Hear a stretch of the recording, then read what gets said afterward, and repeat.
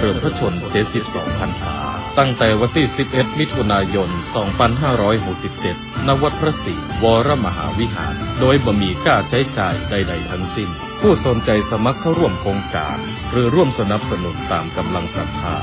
โปรดติดต่อสอบถามรายละเอียดเพิ่มเติมได้ที่นายพยุนมีทองคำโทรศัพท์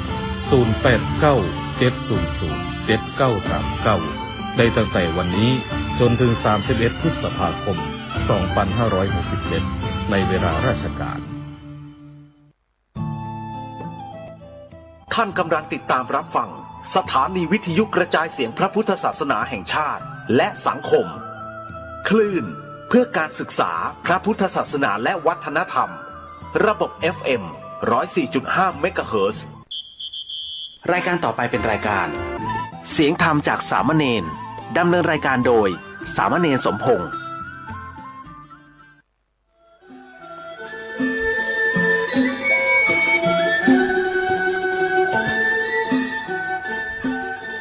โลกนี้มีธรรมประจำที่เมื่อทำดีจะไม่ดีมีที่ไหนมีสุขบ้างทุกข์บ้างช่างปะไรเป็นวิสัยของมนุษย์ปุถุชนขอกราบไหว้สาวครูบาอาจารย์ทุกท่านขอเจริญพรศรัทธาญาติโยมผู้ใฝ่ในศีลในธรรมทั้งหลาย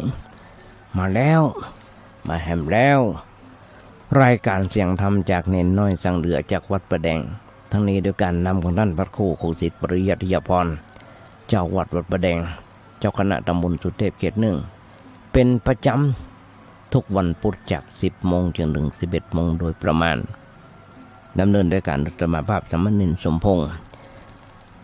นั่งดำเนินในการอยู่ที่วัดประแดงส่งเสียงมายังสถานีวิทยุ FM 104.5 ของวัดไผ่หินซึ่งทางวัดไผ่หินก็มีท่านพระครูสมุวิสุวัตรวรกิจโจนายสถานีและเจ้าอธิการเมตตาธรรมาภาพได้มีโอกาสฝึกมีโอกาสหัดในการน้อมนำเอานำธรรมคำสอนองค์พระสัมมาสัมพุทธเจ้ามามาจากญาติโยมฟังเป็นประจำโดยเฉพาะตัวธรรมาภาพแล้วเข้ามาธรรมาได้เอาเทปที่บันทึกไว้ส่งไปให้ญาติโยมฟังตั้งหลายที่เป็นเพื่อนกันทั้ง YouTube Messenger Facebook ทุกวันจาก 4 โมงมาแรงจนถึง 2 ทุ่มโดยเฉพาะส่งไปให้ครูบาอาจารย์ผู้เมตตาธรรมภาพหลายผู้หลายท่านด้วยกันได้ให้กำติกำชมให้ความรู้กับธรรมภาพหลายผู้หลายท่านด้วยกันต้องกลับขอบพระคุณให้น้ำใจของครูบาอาจารย์หลวงปู่หลวงพ่อที่เมตตาคอยตำหนิคอยให้กำลังอกกำลังใจและศรัทธาหลายคนหลายท่านด้วยกันพอออกไม่ออกยุคนี้สมัยนี้ญาติโยมทั้งหลายเป็นยุคดิจิตอลมีโทรศัพท์ก็ฟังได้แล้วเน้นน้อยสังเหลือพิมพ์เข้าไปว่าเน้นน้อยสังเหลือเขา YouTube ฟังได้ตลอดเวลาญาติโยมทั้งหลายอาตมามีครูบาอาจารย์เพิ่นได้เมตตาคอยสั่งคอยสอนคอยให้คำแนะนำให้การปรับปรุงตัวตั้งแต่ท่านพระครูโคสิทธิ์ปริยัติยพรจนถึงท่านพระครูปริยัติยานุศาสตร์และหลายๆท่านด้วยกันเพราะฉะนั้นญาติโยมทั้งหลายญาติโยมก็มีสิทธิ์ที่จะให้กำลังใจหรือคอยติคอยชมว่ากล่าวตักเตือนในน้อยตัวนี้ได้ บัณฑิตนักปราชญ์นักญาติโยมทั้งหลายนำมาคนหนึ่งที่บอกแล้วว่ากึศอย่างใดก็ให้ญาติโยมฟังแปลใจความเอาจากบทกลอนที่บอกว่าถ้าโลกนี้มีธรรมประจำดีเมื่อทำดีจะไม่ดีมีที่ไหนมีสุขบ้างทุกข์บ้างช่างปะไรเป็นวิสัยของมนุษย์ปุถุชนก็ขยายใจความให้ญาติโยมฟังมาก็หลายปีดีดักญาติโยมทั้งหลายเพิ่งผ่านเดือนเมษามาเมื่อกี้วัน มากี่วัน 7-8 วันก็ยังโอ้ยังโหเดือนเมษาจนถึงวันนี้เป็นอากาศที่ร้อนมากๆ40 กว่าองศาที่กุฏินี่ฝนตกน้อย ก็พอเย็นมาน้อยนึงตกหมอกสปริงเกอร์หลังคากุฏิธรรมภาพเพราะฉะนั้นญาติโยมทั้งหลายอากาศมันร้อนซึ่งมันเป็นเรื่องธรรมชาติแต่ว่าเอามาเกิดทำอย่างก็ไม่ใช่เรื่องธรรมชาติเป็นเรื่องของภูมิอากาศที่ต่างประเทศบนห้องกันว่าขั้วโลกเหนือน้ำแข็งมันละลายแล้วก็เป็นอานิโยนี่แย่อย่างนั้นนะมันก็เลยอากาศหมุนวิปริตเปลี่ยนแปลงมาตามฤดูกาลฮ้อนก็ฮ้อนไปฮ้อนบอดฮ้อนอย่างเคยฮกเคยปะบางต่างประเทศบางที่อากาศฮ้อนแต่ก็ยังมีการน้ำท่วมน้ำหนองที่ยังไม่เคยหันภายใน50-60 ปีมาอย่างประเทศดูไบ ดูไบน้ำท่วมน้ำหนองคนตายบ้านพังกันละเนระนาดเหมือนกันเมืองไทยก็เหมือนกันเมื่อกี้วันที่มันตกก็ตกแต่ตกว่าน้ำท่วมน้ำหนองผู้ว่าบางคนลาออกด้วยซ้ำไปเพราะอากาศมันวิปริตไอ้ที่สร้างก็สร้างไปอันที่ลื้อก็ลื้อไปเพราะฉะนั้นหมุนเวียนเปลี่ยนแปลงกันบ้างโดยลำดับมีร้อนมีหนาวมีฝนไอ้อย่างต่ออย่างตายเรื่องหลายราวตามดินฟ้าอากาศญาติโยมทั้งหลายที่อยู่ในโลกทุกๆคนที่อยู่ในโลกนี้ก็ต้องปะกับสิ่งเหล่านี้เป็นธรรมดาเวลามีความร้อนเราก็บ่ต้องไปตกอกตกใจมันปีนี้ปีหนึ่งพระสงฆ์องค์เจ้า40 ปลาย50 ปลาย60 ปลายมรณภาพกันหลายคนเพราะอากาศมันร้อนภาษาปากีสถานห้องว่าฮิสโตกเป็นลมร้อนลมแดดกำลังไปเดินไปบางสกุลเป็นลมมรณภาพไปชาวบ้านบางคนกำลังแช่น้ำอยู่ตายไปก็มีช็อกตายไปเลยก็มีเนี่ยอยากจะตั้งหลายบางคนมันกระวนกระวายจิตทั้งจิตทั้งใจเวลาหนาวเวลามีฝนก็อย่าทำให้เกิดความทุกข์ให้นึกแต่เพียงว่ามันเป็นธรรมดาที่จะต้องเป็นอย่างนี้แล้วมันก็บ่ได้เป็นอยู่นะเหมือนมันบ่ได้เป็นอยู่เหมือน3 เดือน 4 เดือนฮ้อนกับเมื่อกี้เดือนฝนกับเมื่อกี้เดือนฮ้อนกับเมื่อกี้เดือนก็มาถึงฝนกับเมื่อกี้เดือนก็ถึงหน้าหนาวผมละมันตอนใดมันก็ฮ้อนผมละต่อไปผมกว่าจนกว่าเราจะลาโลกนี้ต้องปะกับฝนหนาวฮ้อนหลายครั้งหลายหนหลายหนหลายหนาวหลายฮ้อนเปลี่ยนหมุนเปลี่ยนไปก็เป็นตลอดเวลาอาตมาถึงบอกนั่นเป็นปัญหาชีวิตของสัตว์โลกหน้าที่ของเขาคือควรจะทำใจให้มีความสุขอย่าทำใจให้มีความทุกข์ตะอันตั้งทุกตะอันดับไปความเดือดร้อนเป็นเรื่องอันอย่างต่างๆที่เกิดขึ้นในชีวิตประจำวันการทำใจให้เป็นสุขนั่นแหละเป็นหน้าที่ของเราทุกๆคนการทำใจของเราให้เป็นทุกข์ไม่ใช่หน้าที่ถ้าเรานั่งกลุ้มอกกลุ้มใจมีความทุกข์มีความเดือดร้อนหลายอันหลายอย่างเปิ้นเขาว่าทำผิดหน้าที่ทำผิดหน้าที่ครูบาอาจารย์บนบ้านเขาทำผิดหน้าที่การทำผิดหน้าที่นั่นแหละคือการประพฤติธรรมเขาบ่ได้ประพฤติธรรมเพราะธรรมะเป็นหน้าที่และหน้าที่เขาควรปฏิบัติก็คือการทำใจของเขาให้มันเบาโปร่งให้มันเบาและมันโปร่งเอาง่ายๆก็คือมีความสุขอยู่ตลอดเวลาบ่ว่าเรื่องอันยังจะเกิดขึ้นถ้ามันจะมีความทุกข์พ้องก่อนนิดหน่อยบ่จะทุกข์กันเมินทุกข์เป็นชั่วโมงหรือว่าเป็นวันเป็นอาทิตย์เป็นเดือนอย่างนี้มันไม่ใช่เรื่องซึ่งเป็นการกระทำตัวบ่ถูกต้องบ่ถูกเรื่อง คนเฮาคนจะฟังแก้ไขปัญหาเรานั้นให้มันผ่อนคลายลงไปโดยเวยที่สุดเท่าที่จะทำได้เท่าที่จะเวยได้เพราะความทุกข์เกิดขึ้นในจิตใจของเฮานั้นมันก็เป็นโรคอย่างหนึ่งมันเป็นโรคอย่างหนึ่งเหมือนกันต้นเฮาว่าโรคทางใจ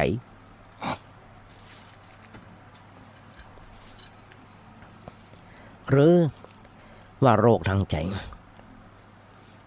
แต่โดยมากมักจะห้องว่าเป็นโรคทางประสาทโรคทางประสาทนั้นมันเป็นเรื่องของทางร่างกายมาจะเป็นโรคทางประสาทขึ้นมานั่นเพราะว่าจิตใจอ่อนคือจิตคิดหนักเกินไปทำอันอย่างหนักเกินไปเช่นมีความกังวลในปัญหาต่างๆในเรื่องนั้นเรื่องนี้นี่ทีนี้เมื่อจิต คิดมากร่างกายมันก็ทำงานหนักหัวใจก็ทำงานหนักเพื่อส่งเลือดไปหล่อเลี้ยงทางสมองคิดนึกในเรื่องนั้นทีนี้เมื่อทำงานหนักมันก็คือการเพลียไม่ได้ยันอย่างเดียวเลยยัดยงตรงไหนแต่มาเปิดพัดลมทุกวันนอนวันค่ำคืนหูเมื่อคืนจำยิ่งตอนนอนต้องผ่านมุ้งตื่นเจ้ามาก็ยังเพลียอยู่ต้องอาบน้ำอาบท่าเพิ่งค่อยยังชั่วขึ้นมาเพราะมันเกิดอาการเพลียไปอ่อนไปแล้วทำให้บ่สบายทั้งร่างกายนอนบ่หลับพ่องกินข้าวบ่ได้พ่องหรือเป็นอะไรอย่างต่างๆขึ้นในร่างกายของเราเรื่องอย่างนี้ญาติโยมทั้งหลายก็เกิดจากสภาพของจิตใจเรานั่นแหละเป็นเหตุคือจิตใจของเรามันทำงานหนักเกินไปบางคนมันมีการพักผ่อนร่างกายของเราเนี่ยต้องการพักผ่อนเป็นครั้งคราวเพราะธรรมชาติเปิ้นสร้างเราทำงานในกลางวันแล้วก็พักผ่อนในกลางคืนคนสมัยนี้ที่อยู่ในสถานที่เปิ้นห้องว่าบ่เจริญคนที่อยู่ในที่บ่เจริญเฮาก็อย่าไปนึกว่าเปิ้นเดือดร้อนจะไปนึกว่าเปิ้นเดือดร้อนเฮาหันซ้ำไปเฮาซ้ำไปนี่แหละอยู่ในที่เจริญเดือดร้อนมีเรื่องกับอกกับใจมีปัญหาร้อยอันพันอย่างแต่ว่าคนที่เปิ้นอยู่ตามที่บ่เจริญมันนอกคอกนาเอาง่ายๆเปิ้นสบายค่ำมาก็นอนหลับเป็นปกติบอกว่าเวลาไหนค่ำเขานอนก็นอนแล้วก็นอนหลับเป็นปกติ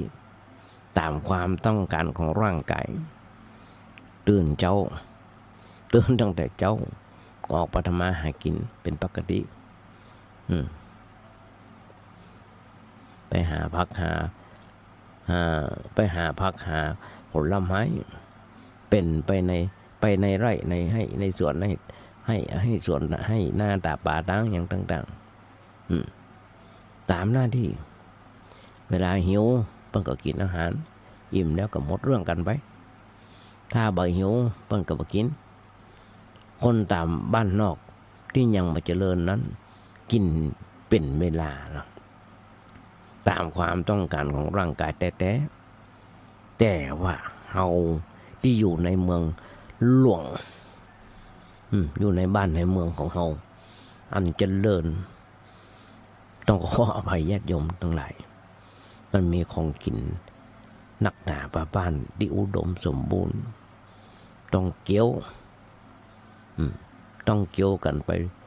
บ่ได้หยุดบ่ได้หย่อน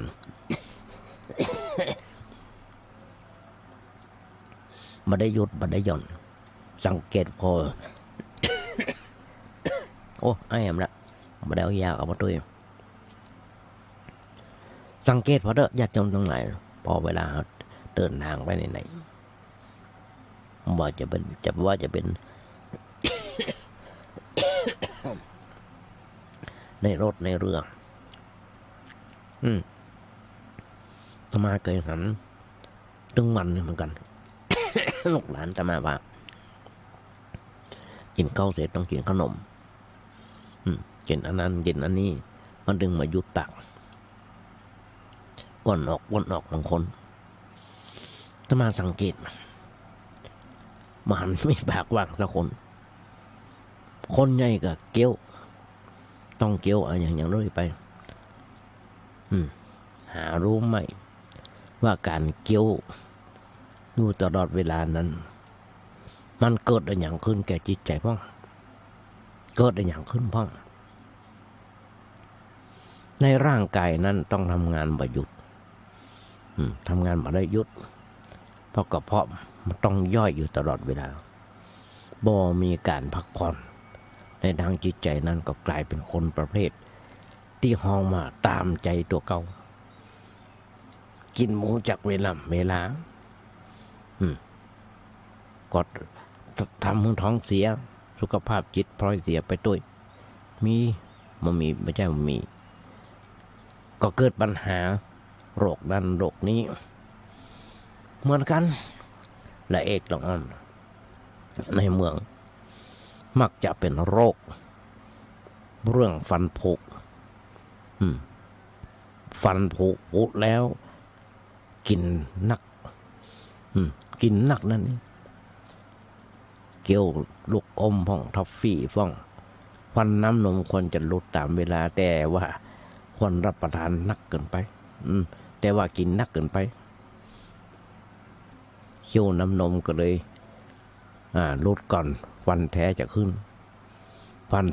นมายังบัดตันเต็มปากเรียบร้อยพอมันแมนขึ้นมาป้นเหงือกน้อยเดียวก็ต้องเกี่ยวอันนั้นอันนี้เคี่ยวก็เลยพังยังงอกขึ้นมายังมาเรียบร้อยอันเนี้ยเป็นเพราะเรื่องกินทั้งนั้นไม่ใช่เรื่องอะไรอย่างฟันหลอแล้วก็ยังเสียหายอย่างหลายอย่างไปหาหมอที่คลินิกก็แป้งแต่ลองย้อนร้อยถ้อยความไปถึงนึกเปิดถึงคนตามบ้านนอกในหัวนอกบ้านนอกเมืองของเขาเพิ่นบอกว่าจะมีอะไรจะกินสมัยเมื่อเป็นละอ่อนอยู่บ้านจำได้ว่าปีหนึ่งเนี่ยเพิ่นจะมีคนกินขนมหวานทั้งปีจะได้กินขนมหวาน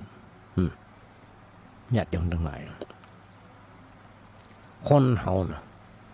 นอกจากกินอยู่ตามธรรมดาของร่างกายมันก็เติบใหญ่หน้ากาบานปกติสุขภาพเรียบร้อยอนามัยสมบูรณ์แล้วคนที่อยู่อย่างนั้นอายุยืนญาติโยมทั้งหลายมันออกของนะ80 กว่าปี100 ปีเพิ่งจะตาย85 87 89ก็นับว่าอยู่ในเกณฑ์อายุยืนทั้งนั้นแต่แล้วถ้าเอามาสังเกตพอสุขภาพจิตของคนเรานั้นเปิ้น เป็นปกติไม่ค่อยมีอารมณ์ประเภทแรงไม่ค่อยจะโคตรไม่ค่อยจะเครื่องไผ่ไม่ใช่ว่าจะหยาบคายอะไรอย่างกับไผ่อารมณ์ตุกเหาะก็น้อยความจริงความเป็นอยู่ภายในครอบครัวในบ้านนั้นบ้านมันมีเครื่องเฟอร์นิเจอร์อย่างสมัยนี้นักหนาป้าบ้านเสื้อผืนหมอนใบเสื้อก็ไม่ใช่วิเศษวิโสอะไรอย่างเพราะน้องว่าเสื้อทำด้วยป้นห้องเนี่ยเสื้อผืนหมอนใบเอากันง่ายๆก็คือหมอนติดแอร์เสื้อก็เสื้อเก่าๆศาสตร์ก็ศาสตร์เก่าๆแล้วมันจะเสื้อธรรมดานะศาสตร์เก่าๆพุดหัวพุดใต้ลูกหลานมันโดดเป็นอย่างนั้นเนาะ เพราะฉะนั้นญาติโยมชนทำทั้งหลายเพราะฉะนั้นมันเลยต้องมีการทำให้มันเจริญขึ้นตามฐานะว่าการทำอันอย่างมันเจริญแล้วด้วยความเจริญนั้นบั่นทอนสุขภาพของเขาในจิตใจความจริงความเจริญนั้นก็เป็นความเจริญที่เป็นพิษเป็นภัย เป็นพิษเป็นภัยยกตัวอย่างญาติโยมฟังกันง่ายๆว่าอย่างโทรศัพท์เดี๋ยวนี้ละอ่อนทุกคนมีโทรศัพท์ติดตัวกันคนละเครื่อง2 เครื่องในโรงเรียนมี10ในห้องมี10 คนก็ต้องมี10 เครื่องญาติโยมพอเด้อสังเกตพอลูกพอหลานเขาเด้อพวกก็ต้องซื้อแป้งก็ต้องซื้อให้เขาเขาบอกว่าจะต้องเอาไปเรียนเอาไปเรียนหนังสือด้วยเพราะว่ากรุ๊ปไลน์กรุ๊ปอย่างของเปิ้ลหนังสือต้องหาคนจากในโทรศัพท์ถ้าโทรศัพท์นั้นมีโทษมหันต์มีดีมหันต์มีดีนักหนาป้าป้านก็มีโทษนักหนาป้าป้านละอ่อนบางคนเล่นติดเกมให้จนโทรศัพท์พังเป็นเครื่องใจอย่างมาได้ใจอย่างก็ต้องใส่อารมณ์กับเฮาหรอกกับผู้ใหญ่เนาะก็ฟึดก็ฟาดตืบตีนก็ห้องล่มก็มีพอไปขัดขวางให้ความสุขของเปิ้ลทำชีวิตของเปิ้ลเป็นละอ่อนที่ก้าวร้าวหันเป็นข้าวหนักหนาประบานอย่ายังทั้งหลายบางทีเป็นภัยเอาใหญ่หลวงเป็นภัยเอาใหญ่หลวงเลยถ้ามาหันว่าโหว่าเข้าใจว่าเป็นภัยอันใหญ่หลวงสำหรับโลกหลานเพราะฉะนั้นญาติโยมไอ้เฮาน่ะมาเดือดร้อนเนื้อร้อนใจอย่างไรอันนี้แหละเป็นปัญหาที่สำคัญที่เราควรจะเอามาศึกษาคือว่าเฮามีอันหยังอยู่กับอันหยังเฮาไปในที่ใดบอกว่าจะทำอันหยังก็ตามหลักสำคัญมีอยู่ว่าอย่าให้มันเกิดความทุกข์ ความเดือดร้อนใจก็อย่าให้มันเป็นทุกข์ทำอันหยังก็อย่าให้มีความทุกข์ทำอันหยังก็อย่าให้มีความทุกข์ความเดือดร้อนใจสมาคมติดต่อกับไผก็อย่าต้องเกิดปัญหาเกิดความทุกข์ความเดือดร้อนใจอันเนี้ยเป็นเรื่องที่ทำได้หรือไม่อาตมาก็จะตอบญาติโยมว่าเป็นเรื่องทำได้ไม่ใช่เรื่องเหลือวิสัยเพราะไอ้หยังที่เกิดขึ้นในชีวิตของเขานั้นเป็นเรื่องที่เขาทำมันขึ้นมาทั้งนั้นเขาสร้างมันขึ้นมาทั้งนั้นแหละความสุขของเขาก็สร้างมันขึ้นมาความทุกข์ของเขาก็สร้างมันขึ้นมาถ้าเขาสร้างความสุขก็เขาว่าเขาทำความด้วยความฉลาดมีความเข้าใจในเรื่องนั้นถูกต้องแล้วเขาก็ทำมันถูกต้องแล้วเขาก็ทำมันเพื่อเป็นความสุขความสบายใจแต่ถ้าเขาบอกเข้าใจเรื่องนั้นถูกต้องทำด้วยอำนาจความหลงผิดความเข้าใจผิดก็เกิดปัญหาเกิดเป็นปัญหาคือความทุกข์ความเดือดร้อนแล้วก็เมื่อมีความทุกข์ความเดือดร้อนใจเกิดขึ้นแล้วบ่สามารถแก้ไขปัญหานั้นได้ทำไมถึงแก้ไขบ่ได้ก็เพราะเราบ่ได้ศึกษาให้ละเอียดถึงเรื่องอันหยังที่เกิดขึ้นในจิตใจของเราหำอย่างหนึ่งว่าบ่ได้พอตัวเก่าหันชัดเจนชัดเจนในเรื่องนั้นมีความคิดเดือดร้อนใจก็แก้ในทางวัตถุโดยวิธีการต่างๆถ้าเป็นอย่างนั้นก็ ใจ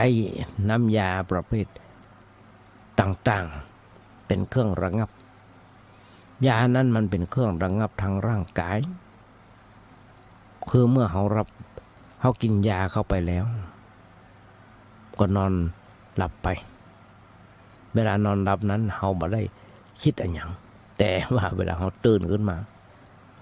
มันอาจจะคิดแบบก็ได้เพราะอย่างเพราะฤทธิ์ยามันหมดเห็นแล้วยามันช่วยให้เราหลับลงช่วยเขาหลับลงไปแค่นั้นเองแต่ว่าตื่นขึ้นมานั้นอารมณ์นั้นมันก็ยังวิ่งเข้ามาหาเราล่นเข้ามาหาเราก็เก็บอารมณ์นั้นมาคิดมานึกต่อไปความทุกข์แบบนั้นแบบเก่าๆมันก็ปิกมาหาเราต่อไปโอ้ได้ว่ายานั้นช่วยให้เราได้นิดหน่อยหน่อยมาได้ช่วยให้เรานักหนาปะปานสิ่งที่จะช่วยเราได้นักนั้นก็คือการสกัดอารมณ์ สกัดอารมณ์ที่จะทำให้เราเกิดความทุกข์ความเดือดร้อนเราสกัดมันเหี่ยอย่างมันเกิดขึ้นในจิตใจของเราอันนั้นแหละเป็นยาวิเศษเป็นยาที่จะช่วยทั้งป้องกันทั้งแก้ไขให้ชีวิตของเรามีสุขภาพจิตเป็นเรื่องปกติต่อไปในเรื่องอย่างเนี้ยญาติโยมทั้งหลายจะต้องศึกษาแล้วก็กระทำการแก้ไขแต่ละทีนี้การศึกษานั้นก็ต้องรู้กรรมวิธีของเรื่องปัญหาที่เกิดขึ้นในจิตใจคือรู้ว่ามันเกิดขึ้นมาอย่างไรมาตามหนทางตั้งใดแล้วเขาก็มีประตูสำหรับคนเข้าออกแล้วต่อมาก็มีขโมยเนี่ยมันเข้ามาตั้งไหนเข้ามาลักของเขาอย่างใดถ้าเอาหัวว่ามันเข้ามาตั้งใดจะอุดตั้งนั้นเหี่ยปิดมือขโมยเข้ามาในนั้นต่อไปถ้าไปอย่างนั้นเขาก็ไปสกัดกั้นคอยจ้องทุบหัวมันบุบหัวมันพอมันโผล่หัวเข้ามาก็บุบหัวมันออกไปเลยอย่างนี้พวกเขาว่าขโมยมันบอกเข้ามาบ้านเขาเพราะเขาต่างขโมยฉันใดอารมณ์ต่างๆที่เกิดขึ้นก็เหมือนกันก็เหมือนกันมันเกิดขึ้นที่ความคิดของเรามันเกิดขึ้นที่ความคิดของเราหรือที่ห้องว่าเกิดที่จิตใจของเรานั่นแหละจิตนั้นก็เกิดความคิดจิตนั้นก็คือความคิดของเราเองนั่นแหละปรากฏให้เราหันในรูปแบบต่างๆอยู่ตลอดเวลาความคิดมันจะเกิดขึ้นก็เพราะว่ามีสิ่งกระทบทำให้เกิดความคิดอย่างนั้นขึ้นมาเช่นรูปผ่านตาเข้ามาเสียงผ่านหูเข้ามากลิ่นผ่านประสาททางจมูกรสผ่านทางประสาททางลิ้นสิ่งสัมผัสต่างๆถูกต้องประสาทกายสัมผัสแล้วจิตหับหูเรื่องอย่างนั้นญาติโยมทั้งหลายตัดนี่แหละสำคัญปัญหาวาริยตนะทั้งหกตาหูจมูกลิ้นกายใจอาจจะรับรู้ในเรื่องเสียเปรียบอาจจะรับรู้เรื่องได้เปรียบก็ได้ ถ้าเราได้ครับในเรื่องที่ว่าบ่เสียเปรียบว่าสิ่งนั้นมันคืออันหยังมันจะเกิดขึ้นแก่เราหรือเราครับว่ามันทำไมต้องเกิดอย่างนี้ขึ้นมาในใจทำไมถึงได้เกลียดสิ่งนั้นทำไมถึงได้ฮักสิ่งนั้นอันเนี้ยญาติโยมทั้งหลายเป็นเรื่องที่เขาจะต้องคอยกำหนดว่าทำไมเขาถึงเกลียดทำไมเขาถึงฮักหรือ ว่าทำไมเขาถึงชอบใจทำไมเขาถึงบ่ชอบใจในเรื่องนั้นคนเฮาปกติคนเฮาก็มักจะบักคิดในเรื่องอย่างนั้นถ้าเกลียดก็ผ่านพ้นไปถ้าฮักก็ผ่านพ้นไปหรือบางทีมันฉายซ้ำฉายหนังซ้ำอยู่ในใจของเฮาเกลียดมันก็เกลียดแฮมเกลียดแฮมอย่างนั้นน่ะเฮาจังมันก็จังอย่างนั้นน่ะ ถ้าหากว่าบ่มีอารมณ์ใดมากระทบก็บ่มีแต่ถ้ามีอารมณ์ใดมากระทบความเกลียดตัวนั้นเกิดขึ้นมาทันทีเช่นเฮาบ่ชอบคนคนหนึ่งถ้าคนคนนั้นบัดเตียวมาเฮาได้หันด้วยตาบ่มีไผเอ่ยชื่อเฮาได้ยินด้วยหูหรือบ่มีอันอย่างเป็นซื่อที่จะนึกถึงบุคคลนั้นความเกลียดความจังนั้นก็บ่เกิดขึ้นในใจของเฮาแต่ว่าถ้าหากว่าเฮาได้หันเตียวมาเฮาก็คงว่ามันเป็นคนนั้นความเกลียดก็โผล่มาทันทีโจมาทันทีหรือไผมาเอ่ยชื่อคนคนนั้นเช่นอู้ชมเชยคนนั้นว่าเปิ้นดีอย่างอันเปิ้นดีอย่างอี้เฮาเข้าใจเฮาเกิดขึ้นในขึ้นใจขึ้นมาทันทีอารมณ์มันเกลียดขึ้นมาทันทีแล้วอารมณ์ต่างที่เฮาค้างไว้ก็จะดีอันอย่างก็ว่าดีอันอย่างมันไม่ได้ความหรอกเป็นแบบนั้นเป็นแบบนี้มันเกิดขึ้นในโรคอย่างนั้นอันเนี้ยบนห้องว่าสิ่งที่เขาเกลียดมันแมนขึ้นมาเมื่อมันมีเรื่องที่มากระทบเขา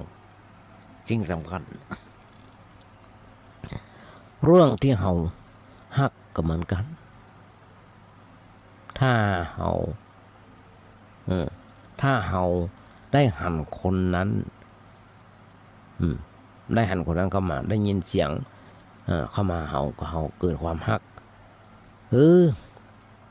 หรือไผมาเอ่ยชื่อคนนั้น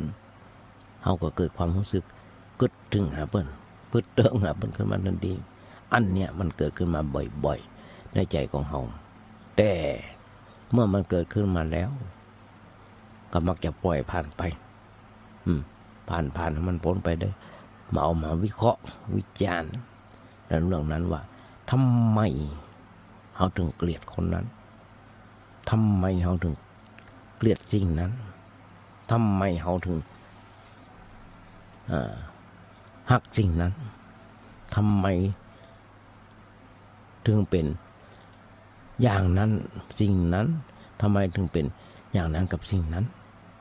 เขาบอกค่อยจะได้พิจารณาในเรื่องอย่างนี้เพราะบ่ได้พิจารณานั่นแล้วถึงบ่ฮู้จักสิ่งที่มันเป็นความจริงจิตใจของเฮาก็ถูกมันหลอกมึงทำอย่างนั้นทำอย่างนี้ตลอดเวลาเปิ้นฮ้องว่ามันเป็นผีประเภทหนึ่งเป็นผีประเภทหนึ่งที่มาหลอกเฮาไม่ใช่ผีในป่าช้านะไม่ใช่ผีได้ไปเหี่ยวเนอะไม่ใช่ผีที่มาคนกลัวตามที่ความเข้าใจญาติโยมทั้งหลายอารมณ์ต่างๆหรือว่าอารมณ์อย่างนั้นเปิ้นฮ้องว่าเป็นผีชนิดหนึ่งตอนนี้ครูบาอาจารย์เปรียบแผ่วไว้นะเป็นผีชนิดหนึ่ง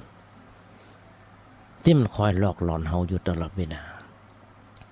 คล้ายๆกับคนติดยาเสพติดว่าเด้อเช่นเฮโรอีนยาบ้ายามาเนี่ยเป็นต้นไปรักษาที่ใดก็จามเถอะยั้งแล้วก็ยั้งแล้วแต่ว่ายั้งแล้วมันก็มันหลอกมันหลอนเอาบ่อยๆ ยังแต่ว่ามันถึงตำรวจมันยับได้จำไม่ได้ว่าจังหวัดเนี่ยไล่ตัวไปได้100,000 กว่าเม็ด บอกว่าบุคคลสองคนผัวเมียนะติดคุกมาศาลตัดสิน7 ปีตอนนั้นได้80 กว่าเม็ด80 กว่าเม็ดตำรวจบอกว่าตอนนั้นติดไป8 ปีติดแต่ที่3 ปีก็ออกมาพอออกมาก็กล้าต่อไปแฮมตำรวจยังว่าตอนนี้ประหารชีวิตให้มันได้ตายไปเลยมันก็ญาติโยมทั้งหลายมันค่อยหลอกค่อยหลอนยาบ้ายาเสพติดอย่างต่างๆ ซื้อมาแล้วก็มาขายมาลูกหลานตันเต้าเขากินกันลูกหลานตันเต้าเขาติดกันอย่างกันมันขายมันเอามาขายเอาข้ามฝั่งมาขายบ้านเขาก็มาครั้งเปิ้นจะรับจ้างเปิ้นครั้งหนึ่งกับบักกี่บาท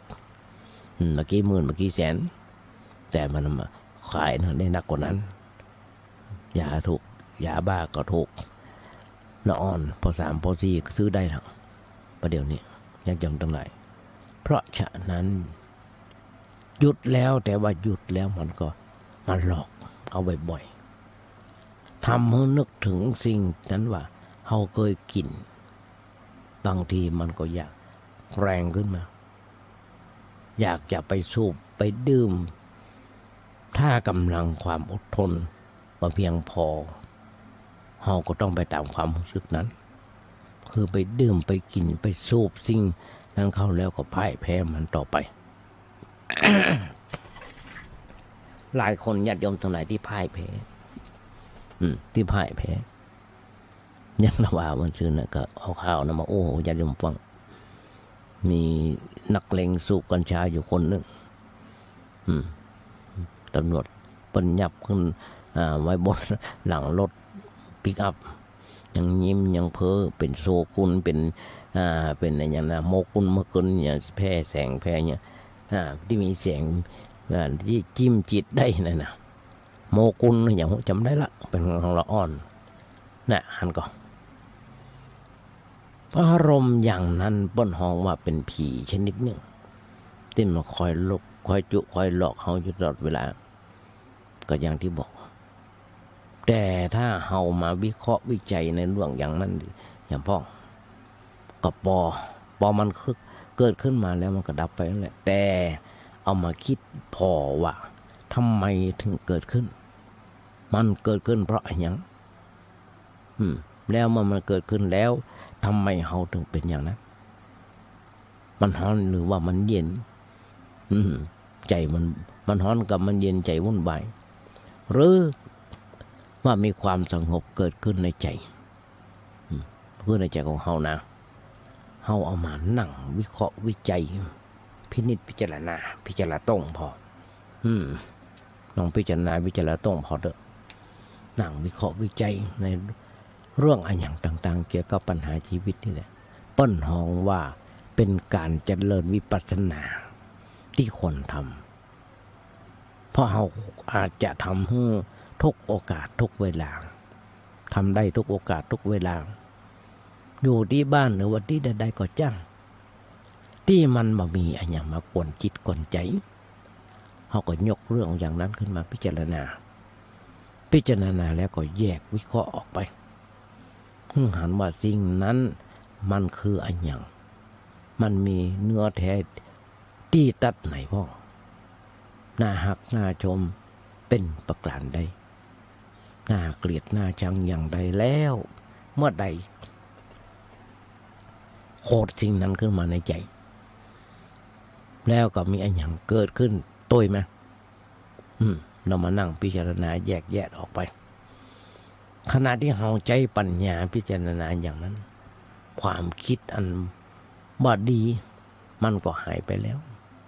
เพราะว่าเราเปลี่ยนความคิดพอเราคิดวิเคราะห์วิจัยไอ้ความคิดที่มันบ่ดีมันก็หยุดไปหายไปจากใจของเรามันหมดหายไปชั่วคู่ชั่วยาม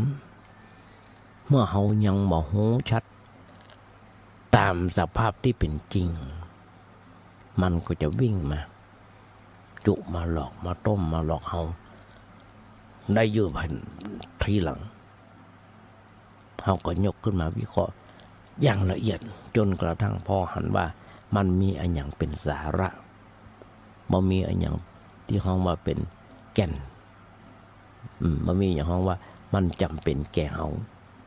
ที่จะทำเรื่องนั้นจะต้องทำอย่างนั้นพอหันชัดเจนขึ้นเฮาก็วางลงไปได้จิตมันตกลงไปจากสิ่งนั้นพ้นไปจากสิ่งนั้นห้องมาเป็นไทยแก่ตัวเฮาขึ้นมาทันทีบ่ต้องเป็นทาสของสิ่งนั้นต่อไปเนี่ยญาติโยมทั้งหลายในขณะใดที่จิตใจในขณะใดที่จิตใจเขาหลุดพ้นจากเครื่องผูกมัดในสิ่งเหล่านั้นนั่นแหละเป็นความสุขของชีวิตของเฮาอย่างแท้จริงเฮาจะอยู่รู้สึกว่าใจเฮาเบาโปร่งใจสงบขึ้นมาขณะที่ใจเฮาเบาใจสงบนั้นมันเป็นความสุขที่บอกบ่ได้พรรณนาบอกถูกว่ามันเป็นความสุขอย่างใดคนใดได้สัมผัสกับมันกับความสุขแบบนั้นด้วยตัวเก่าถึงจะมีความเข้าใจในเรื่องนั้นถูกต้องแต่ยังบ่ประสบกับตัวเองเราถึงควรจะเอาหลักการควรจะเอาหลักการนี้แหละไปพิจารณาไว้บ่อยๆเมื่อเรื่องอันยังเกิดขึ้นมันก็หยุดไปแล้วเราอยากให้มันหยุดเฉยตามธรรมชาติแต่เรายกเอามาพิจารณาไตร่ตรองเรื่องนั้นโดยละเอียดแห่งครั้งจะทำให้เราเข้าใจสิ่งนั้นหนักขึ้นยิ่งขึ้นไปแห่งจะได้รู้ว่าสิ่งนั้นมันประกอบด้วยอะไรอย่างมันเอามาอย่างใดมันมาอย่างใดมันไปอย่างใดชัดเจนแจ่มแจ้งจิตใจสงบขึ้นได้เพราะอย่างนี้อันนี้เป็นเรื่องที่คนกระทำได้ทุกโอกาสเมื่อมีอารมณ์อันใดเกิดขึ้นนี่ประการหนึ่งที่ญาติโยมฟังญาติโยมทั้งหลายแถมอย่างหนึ่งนอกจากนี้แล้วการปฏิบัติงานในหน้าที่ประจำวันของเฮาบางคนยังอยู่ในขณะทำงานป้อนห้องว่ายังทำงานอยู่เป็นประจำตั้งแต่วันจันทร์ถึงวันศุกร์วันเสาร์วันอาทิตย์ก็หยุดแต่ว่าบางคนได้รับบำนาญแล้วมาเดี๋ยวนี้นะเกษียณแล้วหรอบางคนนะกินบำนาญละปลดจากการปฏิบัติหน้าที่เนี่ยเปิ้นเฮาว่าปลดปล่อยเฮาแล้วเปิ้นปลดแอกออกจากขอแล้วเฮาก็เป็นอิสระแก่ตัวมาเฮาแล้วจนมาวัดจนเข้าวัดเข้าวาก็มีความกังวลห่วงใย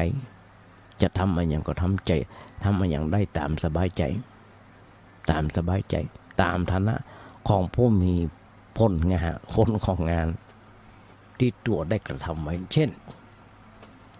เฮาเป็นข้าราชการบำนาญกับประวัติได้ปฏิบัติงานดีมาตลอดเวลา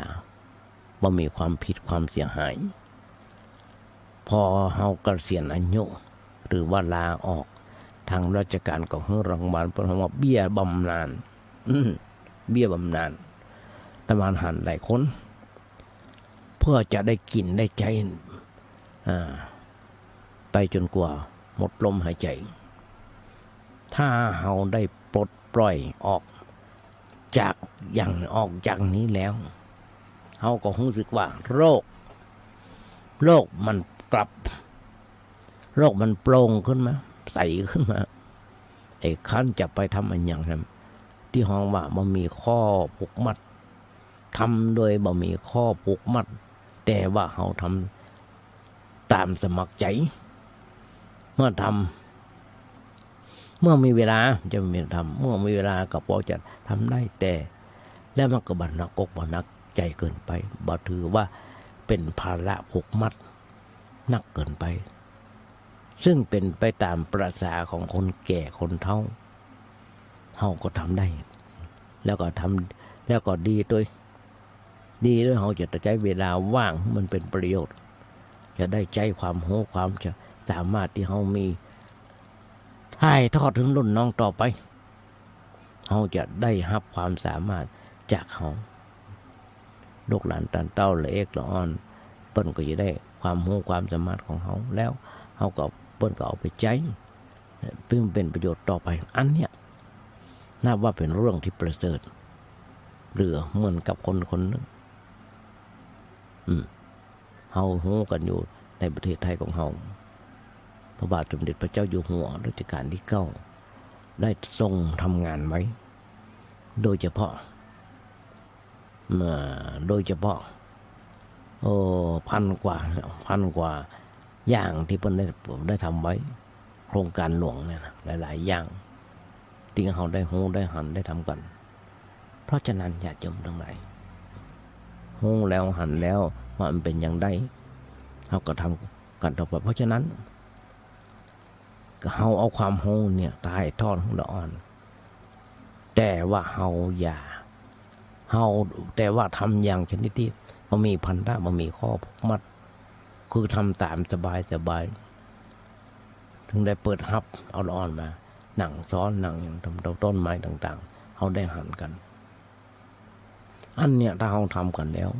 ทำใจให้ว่างจากภาระ ภาระกังวลเนี่ยพ่อง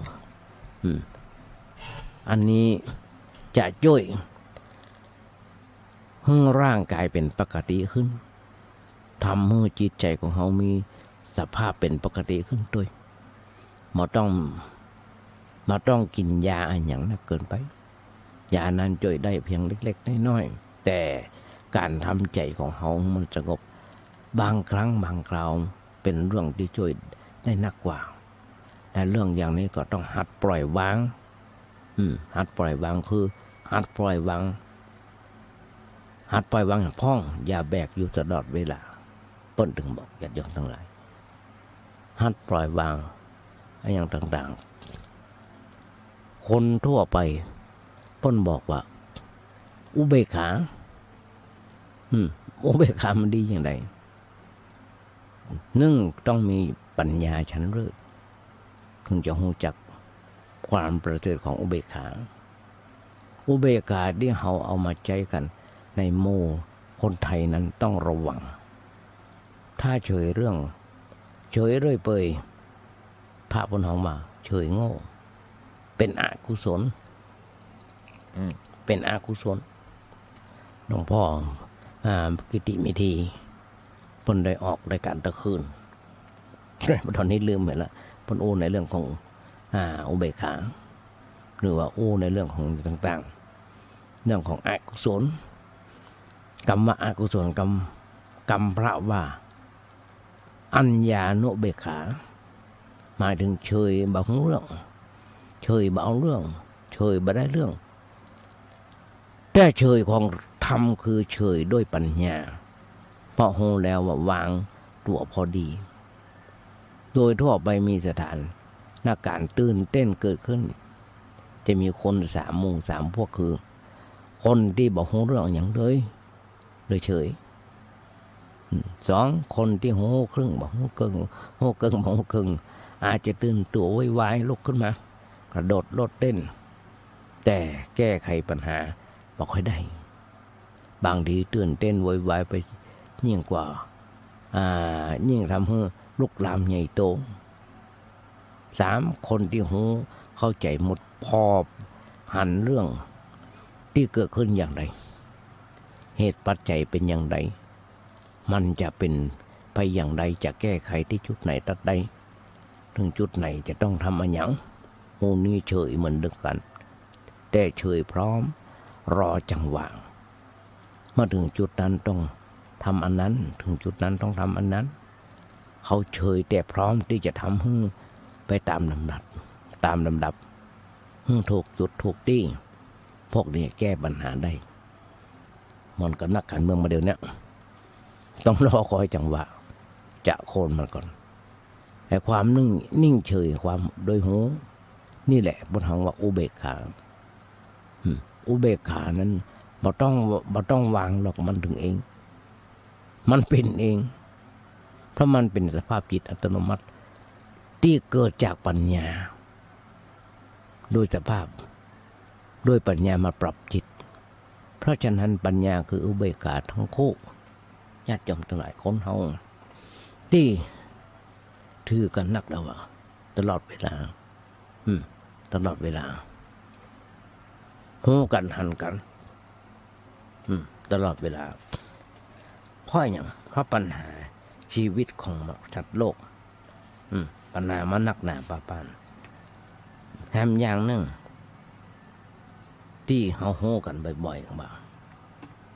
สัตว์โลกจักขุเป็นปริยาทุกข์ทั้งนี้เพราะจักขุหรือว่าแก่นตาเนี่ย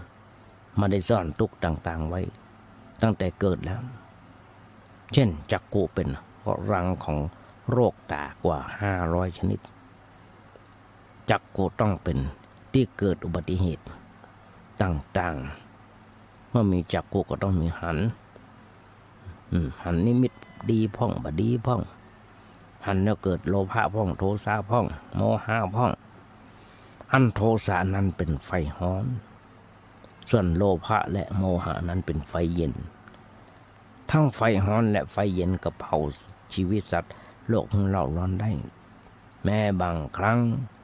หันแล้วจิตเป็นกุศลซึ่งโลกียะกุศลย่อมพาสัตว์ไปเกิดในสุคติภูมิแม้สุคติภูมิก็อยู่ในวงจรอุบาทเช่นกันญาติโยมเพราะภูมินั้นยังมีการเวียนว่ายตายเกิดเวียนเกิดเวียนตายอยู่ทุกชีวิตโดยหนีบ่พ้นจากวงจรนี้ตราบที่ยังบ่บรรลุพระนิพพานคนเฮาทุกคนที่หายใจดังใจยังดังสาบอยู่เนี่ยยังอยู่ในวัฏสงสารเมื่อมาถึงนิพพานยังอยู่ในวัฏสงสารหันได้ว่าทุกชีวิตทุกเผ่าอยู่เป็นประจ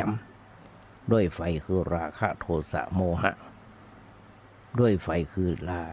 ชาติชรามรณะอย่างที่องค์พระสัมมาสัมพุทธเจ้าอู้ไว้ในครั้งหนึ่งอู้กับชดินภิกษุประมาณ 1,000 รูปปูนที่ฟิมที่แม่น้ำขยาพระเจ้าปนองค์ว่าดูความภิกษุทั้งหลายสิ่งทั้งปวงของเป็นของร้อนสิ่งทั้งปวงเป็นของร้อนคืออะไรอย่างก็อย่างที่บอกจักขุรูปจักขุวิญญาณจักขุสัมผัสจักขุเป็นของร้อนแม้สุขเวทนาแม้แต่สุขเวทนาทุกขเวทนาหรืออาทุกขอาสุขเวทนาอันเกิดขึ้นเพราะจักขุสัมผัสเป็นปัจจัยก็เป็นของร้อนเพราะอะไรเฮาอู้ไว้ว่าร้อนเพราะไฟคือราคะโทสะโมหะร้อนเพราะไฟคือชาติชรามรณะโสกะปริเทวะทุกขะโทมนัสอุปาสายะอุปายาสะญาติโยมทั้งหลายแม่โสทวารคานทวารชิวหาทวารกายทวารมโนทวารก็เป็นของร้อนเพราะถูกไฟเผาเช่นกันเมื่อชีวิตที่เป็นไปในทางทวาร6ถูกไฟ11กองอย่างที่โอ้แผดเผาอยู่แบบเนี้ยความทุกข์ความเร่าร้อนจะมีนักแค่ไหนก็จังโอ้ได้ว่าชีวิตคือทุกข์หรือทุกข์ก็คือชีวิตทุกข์ต่ออันเกิดทุกข์ต่ออันตั้งอยู่ทุกข์ต่ออันเสื่อมสิ้นไปนอกจากทุกข์บ่มีอย่างเกิดนอกจากทุกข์บ่มีอย่างดับโอ้ได้อย่างหนึ่งว่าปัญหาชีวิตตอนที่เกิดปัญหาชีวิตต่ออันตั้งอยู่และเสื่อมสิ้นลงไปเสื่อมสิ้นลงไปสัตว์โลกมีความสุขมากน่าจะกรุณาเพียงใดพอเยาญาติโยมทั้งหลายต้องฟังในรายการในวันต่อไปเพราะวันนี้เวลาหมดเวลาให้แล้วจะมาขยายใจความจากบทกลอนที่บอก ว่าถ้าโลกนี้มีธรรมประจำที่ว่าทำดีจะไม่ดีมีที่ไหนมีสุขบ้างทุกข์บ้างช่างประไรเป็นวิสัยของมนุษย์ปุถุชนก็ขยายใจความญาติโยมฟังได้แบบนี้สำหรับวันนี้ท้ายรายการวันนี้ก่อนจะนำรายการนี้จากไปญาติโยมทั้งหลายแต่มาขอเอางานบุญงานกุศลอู้เอิญญาติโยมฟังสักเรื่องสองเรื่องซึ่งเป็นงานบุญของจังหวัดประแดงที่จะถึงวันที่25-26ที่จะถึงนี้ของเดือนพฤษภาเนี่ยซึ่งเป็นวันกองทุนพระเจ้าติโลกราชท่านพระครูยกยอดจากงานวันเกิดจากวันที่1มาเป็นวันที่25-26ซึ่งเอามาเป็นวันกองทุนพระเจ้าติโลกราช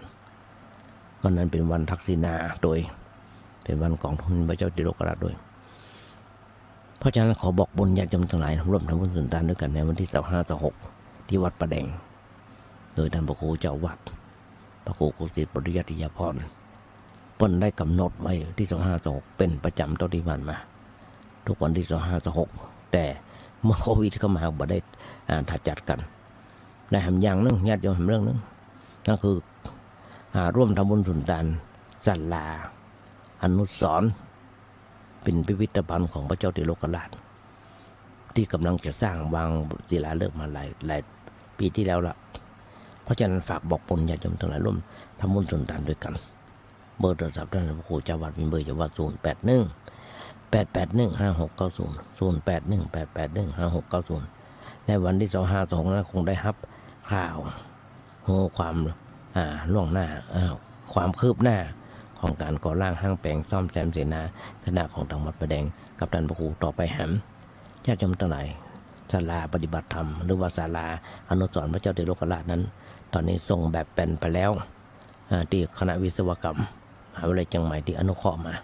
ตอนนี้ทำแบบทั้งอย่างแล้วตอนนี้ต้องมีการเสนอไปตามบทบาทตามขั้นตามตอนของทางคณะบัญแล้วก็ทางคณะสงฆ์เพื่อเปิดอนุมัติต่อมาตอนนี้กำลังรออยู่เพราะฉะนั้นฝากบอกบุญญาติโยมทั้งหลายโดยท้ายรายการวันนี้ญาติโยมทั้งหลายกราบขอบพระคุณในน้ำใจของท่านพระครูสมุวิศวะวรกิจโจที่เมตตาเมื่อธรรมภาพได้มีโอกาสฝึกโอกาสหัด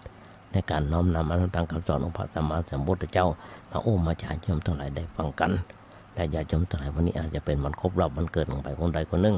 แต่มาบ้าขออำนวยพรสาธุโยมทั้งหลายขอเพื่อมีความสุขมีความเจริญคิดสิ่งหนึ่งสิ่งใดส่งความมุ่งมั่นปรารถนาขอให้ญาติโยมอย่าเจ็บอย่าไข้กันเลยขอเจริญพร